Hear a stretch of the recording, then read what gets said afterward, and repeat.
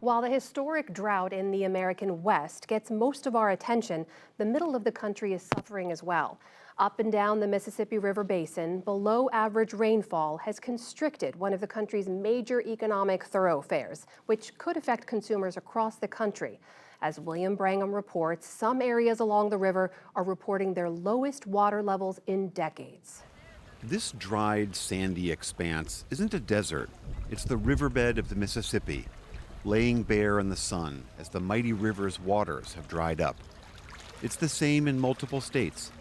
In Tennessee, boats that were once floating in water are now locked in mud. In Louisiana, the receding waters revealed a century-old sunken ship. Tower Rock in Missouri, normally an island in the middle of the flowing river, is now accessible by foot for the first time in over a decade.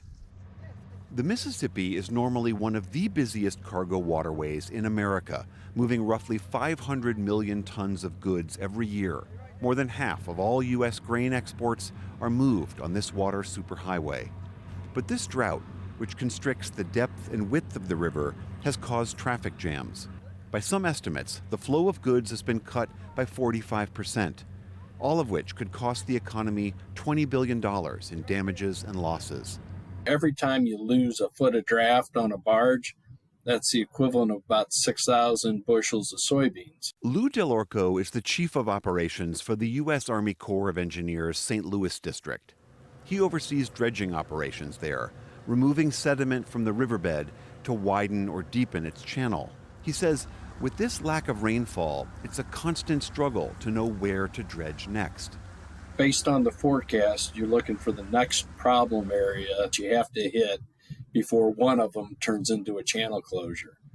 So you get that off the forecast, and it's really an analysis of when it's going to become an issue and how do you get there before it becomes an issue. And as the river's fresh water shrinks, salt water from the Gulf pushes further upstream, threatening the drinking supply used by residents south of New Orleans.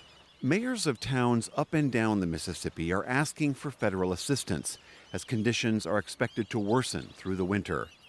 I recently spoke with one of those mayors, Jim Strickland, mayor of Memphis, Tennessee. Mayor Strickland, thank you so much for being here with us today. I know you have lived most of your life in Memphis. Can you just give me a sense, have you ever seen the river quite this low before?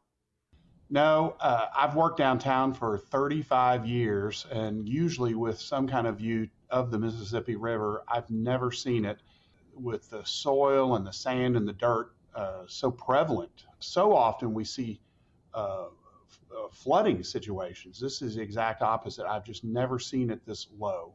Not only visually, but I hear so many complaints about it from the folks who operate our ports. People get it if there's a flood, but when the river is low, what does that mean for your city and for your constituents? It narrows the depth of the barges that ship goods. Normally, it's about 14 feet deep.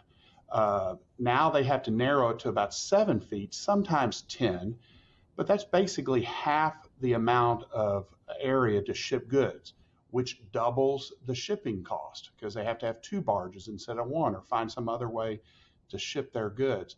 And barge traffic along the Mississippi is a huge business, and most of the food distribution in the United States comes down the river at some point. So it increases the cost to the shipping companies, which ends up increasing the cost to you and me at the grocery store.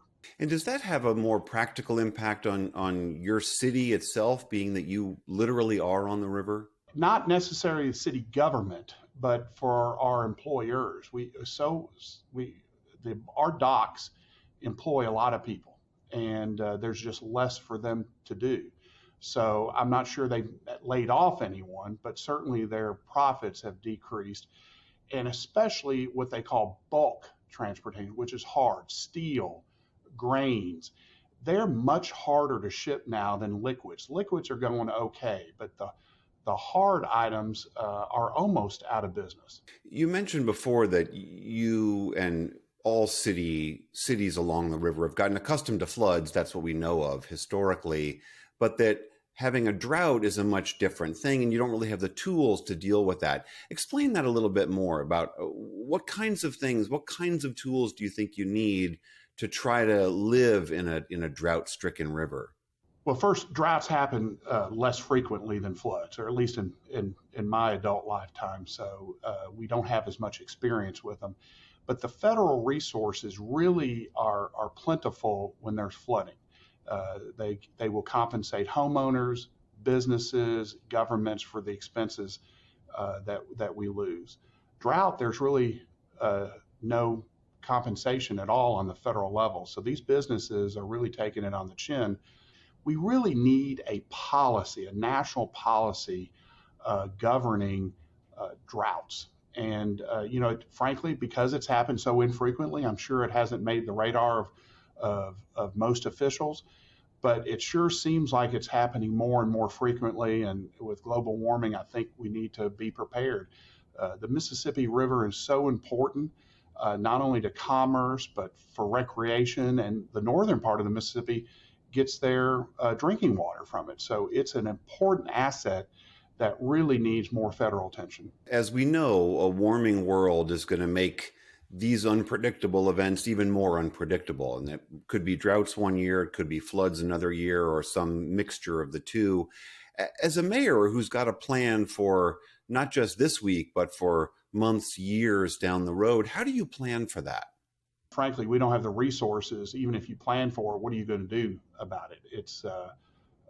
We really need that federal intervention because, there's 10 states along the Mississippi River, 102 cities with 102 mayors involved in our organization.